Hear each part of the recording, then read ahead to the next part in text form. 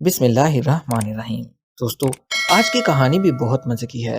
इस कहानी को सुनने से पहले आप लोगों से गुजारिश है कि हमारे इस चैनल उर्दू स्टोरीज को सब्सक्राइब ज़रूर कर लें, ताकि हमारे आने वाली हर नई कहानी का नोटिफिकेशन आपको बर वक्त मिल सके। मेरे अम्मा अब्बा की लड़ाई हर रोज़ बढ़ती जा रही थी। रात होते ही अम्मा और अब्बा बहुत ज़्यादा बातें करने लगते। ऐसा लगता था जैसे वो झगड़ रहे हैं।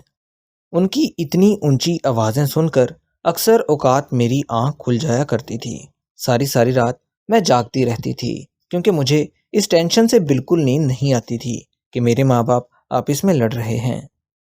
इस लड़ाई के पीछे सारा कसूर मुझे मेरी अम्मी का लगता था, क्योंकि वो मेरे अब्बू का बिल्कुल कहा नहीं मानती थी। अक्सर औकात मैंने अपनी आंखों से देखा था कि मेरे अब्बा मेरी अम्मी से अक्सर माफ़ियाँ मांगते रहते थे, लेकिन फिर भी मेरी माँ को मेरे बाप पर ज़रा तरस नहीं आता था। अब्बू की इन हरकतों पर मुझे बहुत अफसोस होता था। मैं अपने माँ बाप की इकलौती औलाद थी और अपने माँ बाप से बहुत ज़्यादा प्यार किया करती थी, लेकिन घर के हालात दिन ब दिन ख़राब होते जा रहे थे। मुझे समझ नहीं आ रहा था कि मैं इन हालात का सामना कैसे करूं। जैसे जैसे दिन गुजरते जा रहे थे, उनकी लड़ाई मज़ीद बढ़ती जा रही थी। अब तो मेरी माँ ने मुझे ये कह दिया था कि तुम अपने अब्बा के सामने मत जाया करो, वो मुझे मेरे ही बाप से मिलने नहीं देती थी। मेरे अब्बा नहायत शरीफ आदमी थे। वो 5 वक्त की नमाज मस्जिद में अदा करते थे। मुझे अम्मा की ऐसी बातों पर बहुत ज़्यादा गुस्सा आता था कि वो मेरे अब्बा के साथ ऐसे क्यों कर रही हैं। एक बात मुझे बिल्कुल समझ नहीं आ रही थी कि मेरी अम्मा मुझे मेरे अब्बा के सामने जाने से क्यों रोकती है। मेरी उम्र भी इस वक्त तकरीबन 20 साल हो चुकी थी। इन दिनों मैं कॉलेज में जाया करती थी और इन हालात का बहुत मुश्किल से मुकाबला कर रही थी। इन लड़ाइयों से तंग आकर मेरे अब्बा ने फैक्ट्री में मुलाजमत करना शुरू कर दी, जो कि दूसरे शहर में वाक़या थी। अब अब्बा हर हफ्ते बाद एक दिन के लिए घर आया करते थे। मैं और अम्मी अब हर वक्त अकेले घर पर रहा करते थे। मुझे अपने अब्बा की बहुत याद सताने लगी थी। अकेले रहने की वजह से मैं सारा दिन घर पर बोर हो जाया करती थी। अब्बा के दूसरे शहर जाने के बाद घर का माहौल कुछ बदलने लगा। अब अब्बा कुछ दिन के लिए घर आते और फिर वापस अपनी जॉब पर चले जाते। घर से बाहर रहने की वजह से मेरे अब्बा का प्यार मेरे लिए बहुत ज़्यादा कम हो गया था। अब उन्हें मेरा ख्याल तक नहीं आता था। मेरी माँ अब मेरी हर ज़रूरत पूरी कर दिया करती थी। जैसे जैसे दिन गुजरते जा रहे थे, अम्मा और अब्बा की बोलचाल हो गई। वो एक दूसरे को ज़रूरत के वक्त कामों पर बुलाने लगे। मेरे अब्बा दिल के बहुत ज़्यादा अच्छे थे। जैसे जैसे मैं बड़ी होती जा रही थी, मैं हर वक्त अपने माँ और बाप के बारे में सोचती जा रही थी। अम्मा और अब्बा में किस किस्म की नाराज़गी है, जो बचपन से ही मैं देखती आ रही हूँ, जो ख़त्म होने का नाम ही नहीं ले रही थी। सुलह सफाई होने के बावजूद अम्मा मुझे मेरे अब्बा के सामने जाने नहीं देती थी। जैसे ही मेरे अब्बा घर आते, मेरी माँ मुझे एक कमरे में छुपा दिया करती थी। जब मैं अपनी माँ से इस बारे में पूछती कि आप मुझे अब्बा से क्यों नहीं मिलने देती, तो मेरे माँ के पास इस बारे में कोई जवाब नहीं होता। दिन यूं ही गुजरते रहे और मेरी उम्र तकरीबन 25 साल हो चुकी थी। मेरे अब्बा भी अब मुलाजमत से रिटायर्ड हो चुके थे। रिटायर्ड होने के बाद अब अब्बा हर वक्त घर पर ही रहा करते थे। कभी कभार मुझे माँ की बातों से ऐसा लगता था जैसे वो मेरे सगे बाप नहीं हैं। शायद इसीलिए मेरी माँ उनके करीब जाने से मुझे मना कर दिया करती थी। रिटायरमेंट के बाद अब्बा को बहुत सारे पैसे मिले थे। उससे हमारे घर का गुजर बसर बहुत अच्छे तरीके से चल रहा था। हमारे घर में किसी भी चीज़ की कोई कमी नहीं थी।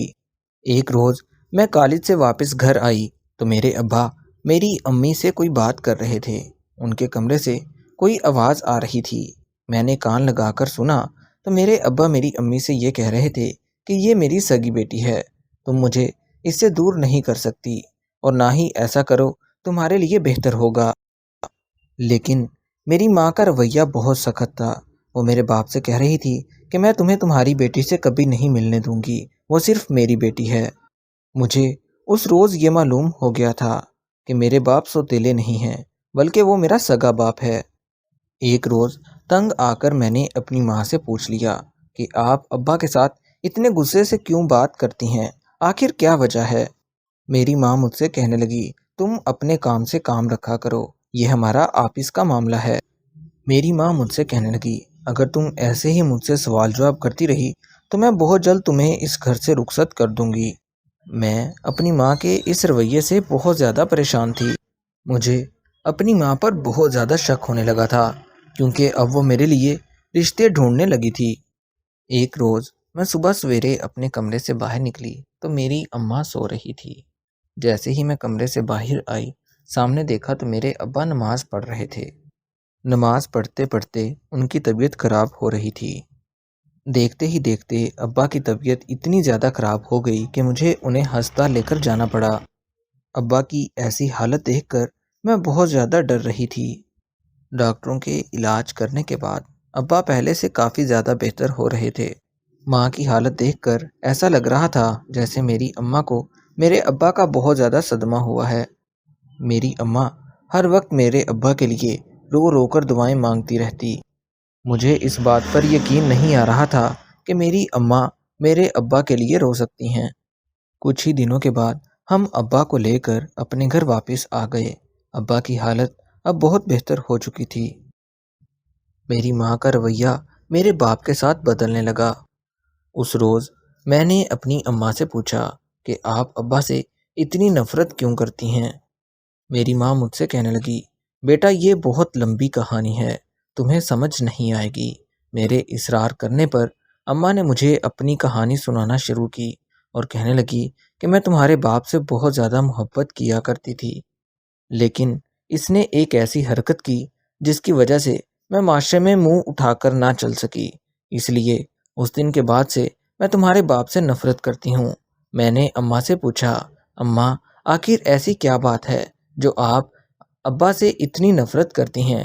میری ماں پھر مجھے اپنی کہانی سنانے لگی اور کہنے لگی، میں اور تمہارے ابا ایک ہی یونیورسٹی میں پڑھا کرتے تھے، ہم دونوں کو ایک دوسرے سے محبت ہو گئی تھی۔ ہم نے گھر آ کر شادی کی بات کی تو سب لوگ ہماری شادی پر راضی ہو گئے، کسی کو بھی ہماری شادی سے کوئی اعتراض نہیں تھا۔ جیسے جیسے ہماری دوستی بڑھتی گئی، تمہارے ابا مجھے ہر روز باہر ملنے کو کہتے اور اب ہم ایک دوسرے سے ملنے جلنے لگے تھے۔ بیٹا یہ شادی سے پہلے کی بات ہے۔ ایک روز میں تمہارے ابا کے گھر گئی تو انہوں نے مجھے واپس اپنے گھر جانے نہیں دیا۔ میرے گھر والے میرا انتظار کرتے رہے، سارے محلے والے مجھے ہر جگہ ڈھونڈتے رہے۔ میں نے تمہارے ابا کو بہت سمجھایا تھا کہ مجھے گھر واپس جانے دو، لیکن اس نے مجھے گھر واپس نہیں جانے دیا۔ میں تمہارے باپ کو منع کرتی رہی، لیکن اس نے میری کوئی بات نہیں سنی۔ تمہارے باپ نے جو کچھ بھی کیا اس میں میرا کوئی قصور نہیں تھا۔ گھر والوں کی نظروں میں میری عزت خاک میں مل چکی تھی۔ مجھے اسی دن سے تمہارے باپ سے نفرت ہونے لگی تھی، لیکن گھر والوں نے یہ رشتہ پکا کر دیا تھا، اس لیے کچھ ہی دن کے بعد ہماری شادی بھی ہو گئی تھی۔ لیکن اب میں اس شادی سے بالکل بھی خوش نہیں تھی۔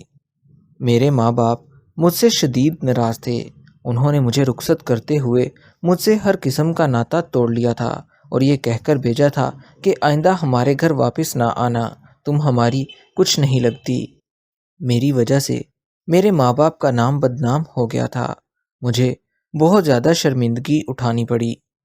بیٹا اس سب میں سارا قصور صرف تمہارے باپ کا تھا۔ بیٹا اب تمہارا باپ پچھلے 20 سالوں سے مجھ سے معافی مانگ رہا ہے۔ ہر روز میرے قدموں میں بیٹھ کر میرے پاؤں پکڑ کر مجھ سے معافی مانگتا ہے، لیکن میرا دل نہیں چاہتا کہ میں اسے معاف کروں۔ یہی وجہ ہے کہ میں تمہیں بھی تمہارے باپ سے نہیں ملنے دیتی۔ میں نے تمہارے باپ کو سزا کے طور پر یہ سب کچھ کرنے کو کہا ہے، لیکن اس دن جب تمہارے باپ کو میں نے ہسپتال میں دیکھا تو میرے دل کو کچھ ہونے لگا۔ تمہارے باپ کی ایسی حالت دیکھ کر میرا دل دہل گیا۔